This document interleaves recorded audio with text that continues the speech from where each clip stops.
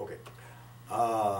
Must have been about 10 years old. My mother was taking care of an uncle, Uncle Jimmy, we called him. He was James W. Edmondson. He became a victim of Alzheimer's. He was found wandering by one of the rivers, either the Lower Kanawha or the Ohio. She asked my father, William P. Webb Sr., if he could stay with us. Could she take care of him? Because the only options were for blacks then, they would send them to the mental institutions, and that would have been in Lincoln, West Virginia. He stayed with us, but they broke up his home. He had lived with a nephew-in-law, the husband of my mother's oldest sister. I remember watching them in the backyard, going through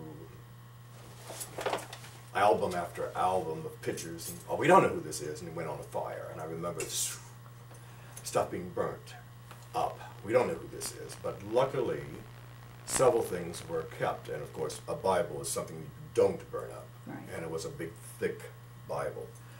Being an only child, after his illness or perhaps his death, when he died in 1951, I would spend the time up in my mother's attic, and on top of a Victrola that belonged to Uncle Jimmy was a big family Bible wrapped in plastic. I unwrapped it and started going through it. It was a beautifully illustrated book, copywritten 1881, presented to him 1916.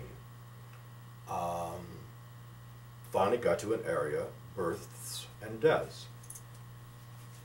Under deaths, several entries, but one was Brown Colbert, father of Melinda Edmondson, immigrated to Liberia in 1833 and died soon after landing.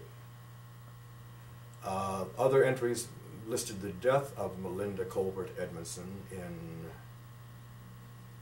1863, I believe, and her husband Samuel Edmondson, both in the Lexington, Virginia area. On the other side of the Bible was listed the marriage of Melinda Colbert to Samuel Edmondson in 1827, listed their 8 children, and among them was the 4th, which was George Edmondson, my great-grandfather.